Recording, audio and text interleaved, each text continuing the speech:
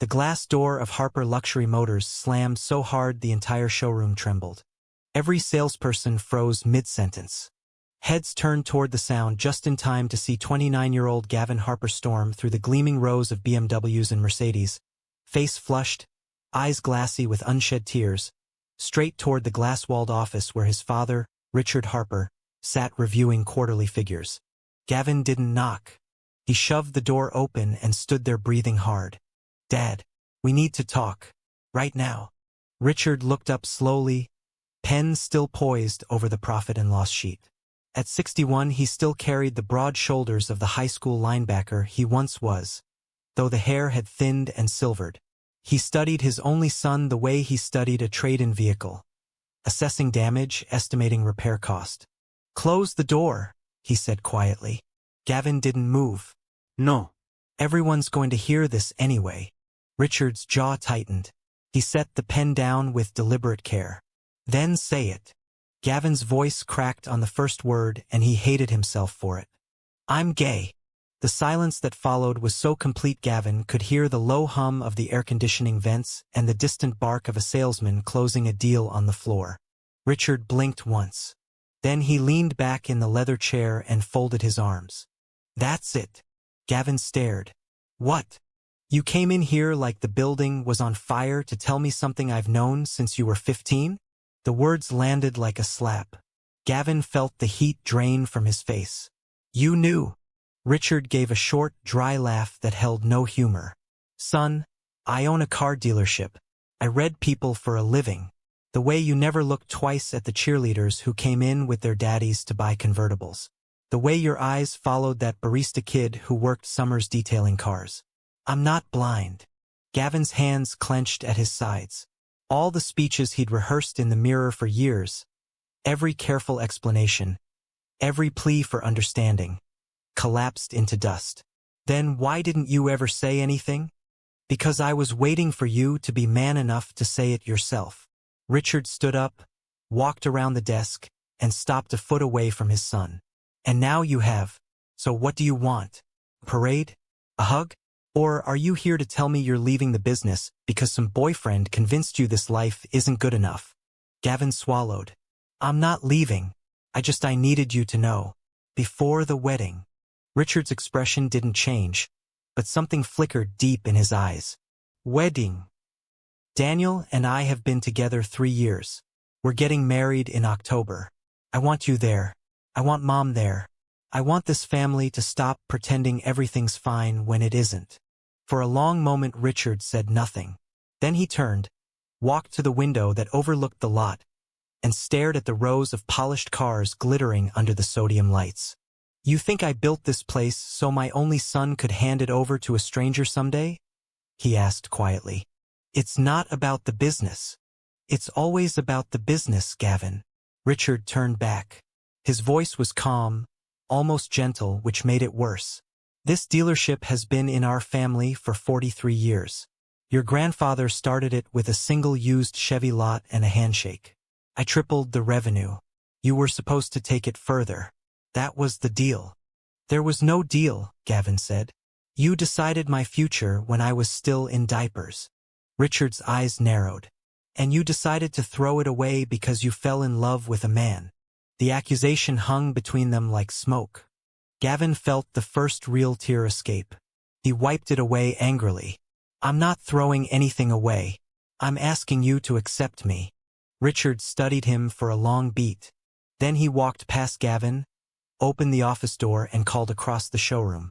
"Everyone, meeting in the conference room. 5 minutes."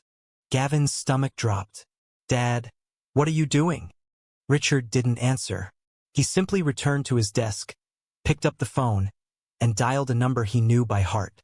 When the staff filed into the long glass conference room 10 minutes later, 23 salespeople, the finance manager, the service director, 2 detailers still in coveralls. Richard stood at the head of the table like a general addressing troops before a battle. Gavin stood against the back wall, arms crossed, trying to disappear into the drywall. Richard didn't waste time. Effective tomorrow morning at 8 a.m., Harper Luxury Motors will no longer be owned by the Harper family. A ripple of confusion rolled through the room. I've accepted an all-cash offer from Pinnacle Automotive Group. They take possession at midnight tonight.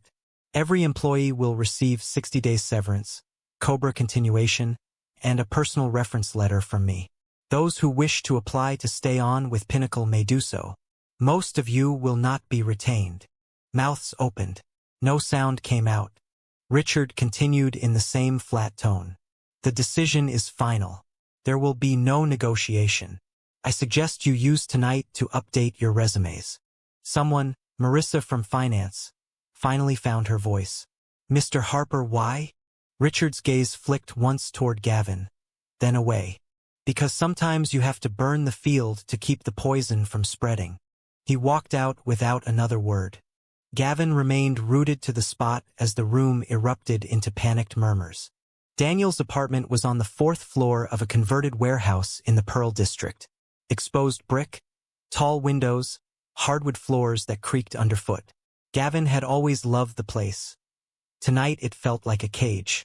He sat on the edge of the sectional, elbows on knees, staring at the rug while Daniel paced behind him. You're telling me he sold the entire dealership because you came out? Not because I came out, Gavin said dully. Because I told him about us. About the wedding. Daniel stopped pacing. So he'd rather destroy a 40-year legacy than have a gay son-in-law.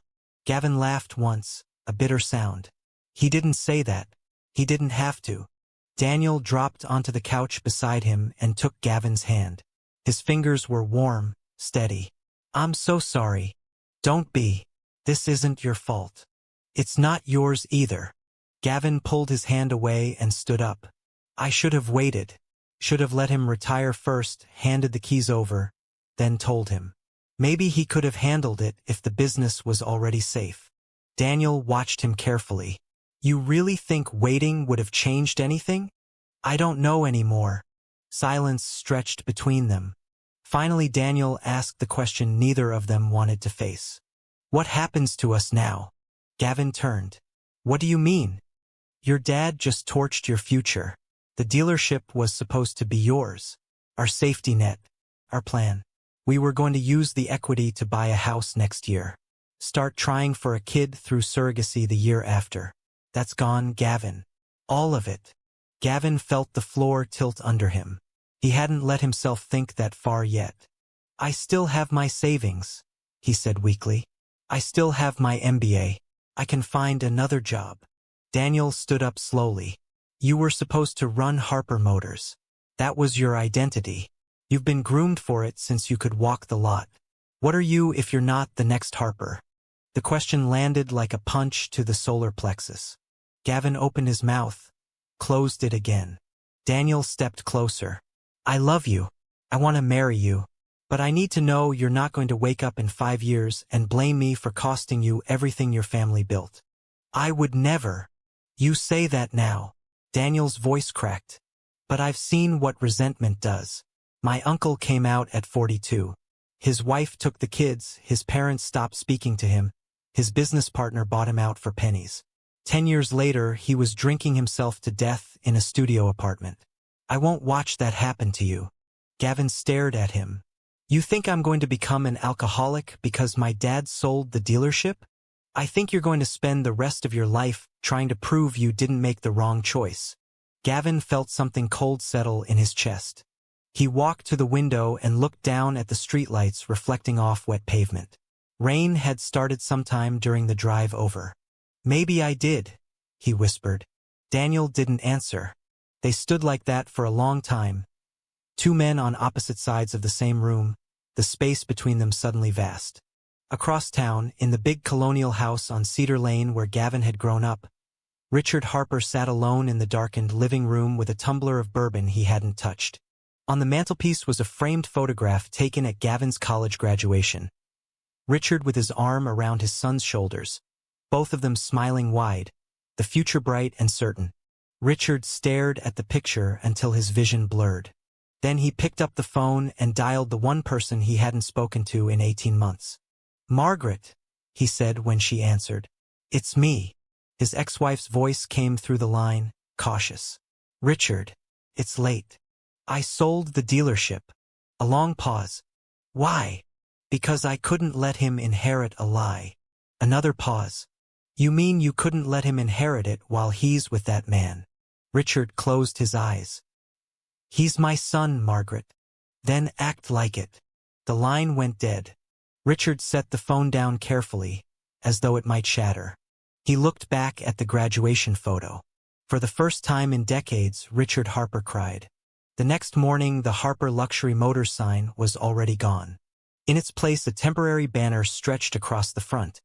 Now under new ownership, Pinnacle Automotive Group. Gavin parked across the street and watched from the driver's seat of his 5-year-old Audi, the last car his father had ever given him as a company vehicle. Salespeople milled around outside like displaced ants. Some were crying. Some were yelling into cell phones. Marissa sat on the curb with her face in her hands. Gavin felt nothing. He should have felt guilt, or anger, or triumph. Instead, there was only a vast, echoing emptiness. His phone buzzed. Mom. He let it go to voicemail. 2 minutes later, a text appeared. We need to talk. Please come home. He stared at the message for a long time. Then he started the engine and drove away. He didn't go home. He drove to the riverfront park where he and Daniel used to walk on Sunday mornings before the dealership opened. The benches were empty. January wind cut through his coat. He sat on the same bench they'd sat on the day Daniel proposed. White gold band still on his finger, though he hadn't looked at it since last night. He pulled the ring off and held it in his palm. The weight of it surprised him. He thought about the life they'd planned. The house with the big yard, the child who would call them both Dad, the summers at the lake, the quiet evenings on the porch. He thought about his father standing in the conference room dismantling 43 years of work in under 2 minutes. He thought about the employees who had mortgages, kids in college, medical bills. He thought about Daniel asking if he would wake up one day and blame him. And he realized something terrible. He already did. Not completely. Not yet. But the seed was there, small and dark and growing. Gavin slipped the ring back on. He wasn't ready to let go. But he wasn't ready to keep holding on either. He drove to his mother's house. Margaret Harper opened the door before he could knock. She looked older than he remembered. Lines around her eyes deeper, hair more silver than blonde. She didn't hug him. She simply stepped aside and let him in. They sat at the kitchen island where he used to do homework while she chopped vegetables for dinner. She poured coffee for both of them. Then she said, "Your father called me last night." "I know. He told me what he did." Gavin nodded. Margaret looked at him for a long moment. "Do you hate him?" "I don't know what I feel." "That's fair." She took a sip of coffee. "I left him because he couldn't bend. Not even an inch. He saw compromise as weakness. I thought he might change after the divorce. Clearly I was wrong." Gavin stared into his mug. "He said he's always known. About me." Margaret gave a sad smile. "He did. He just didn't want to. Why sell everything? Why not just talk to me?" Because talking would mean admitting he was wrong about the most important thing in his life. And Richard Harper is never wrong. Gavin felt the pressure building behind his eyes again. Margaret reached across the island and covered his hand with hers. "You are not responsible for his choices, sweetheart. Not then. Not now. But all those people worked for a business. Businesses close. People survive. You're the one who has to live with the fallout of his pride." Gavin looked up. "What do I do?" Margaret squeezed his hand. "You decide who you want to be. The son who spends his life trying to earn back a legacy that was never really his. Or the man who builds something new, something honest." Gavin felt the words settle somewhere deep inside him. For the first time in 24 hours, he took a real breath. 3 weeks later, Gavin sat in a small conference room at a boutique employment agency downtown. Across the table sat Lauren Chun, a recruiter he'd known since business school. She slid a folder toward him. "Regional Director of Operations, Pinnacle Automotive Group. 6-figure base, performance bonus, full relocation package if you want it. They're expanding into the Midwest. You'd report directly to the COO." Gavin stared at the offer letter. Pinnacle. the company that now owned his family's legacy. He laughed once, a short, hollow sound. Lauren raised an eyebrow. Too soon. No, Gavin said. It's perfect. He signed the offer without reading the fine print. When he walked out of the building, the cold February air tasted clean. He texted Daniel. Can we meet tonight? Our bench. Daniel replied almost immediately. I'll be there. They met at 7. Daniel arrived first, hands in pockets, scarf wrapped high against the wind. Gavin walked up slowly. Neither spoke for a minute. Then Gavin said, I took a job. Daniel's eyes searched his face. Where? Pinnacle. Daniel blinked. You're kidding. I'm not. Why? Because if I can't have the dealership, I can at least help shape what happens to it next. I know every bolt, every process, every weak link. They'll either listen to me or they'll fail. Either way, I'm not sitting on the sidelines anymore. Daniel studied him. And us? Gavin pulled the ring off his finger and held it out. Daniel looked at it, then at Gavin. I still want to marry you, Gavin said. But I need you to know I'm doing this for me. Not to prove anything to my dad. Not to punish him. For me. Daniel took the ring but didn't put it back on. He slipped it into his pocket. Then he stepped forward and kissed Gavin. Slow, careful, like he was testing whether the ground would hold. When they separated, Daniel whispered, Okay. Gavin smiled for the first time in weeks. Okay. That night, they went back to Daniel's apartment and talked until 3 in the morning. They talked about the wedding, smaller now, maybe just close friends and Margaret. They talked about the future, tentative, uncertain, but theirs. They talked about forgiveness, not the cheap kind, but the hard, expensive kind that takes years. And sometime before dawn, Gavin fell asleep with his head on Daniel's chest, listening to the steady beat of a heart that had never once wavered. 16 months later, the new Harper Motors, now a Pinnacle flagship location, gleamed under fresh signage. Gavin stood on the mezzanine overlooking the showroom floor. He wore a navy suit, no tie, sleeves rolled to the elbows. Below him, salespeople moved with practiced efficiency. Customers smiled. Deals were being made. None of them knew the man watching from above had once owned every square foot of this place. He didn't need them to know. His phone buzzed. Dad. Gavin hesitated only a second before answering. Gavin.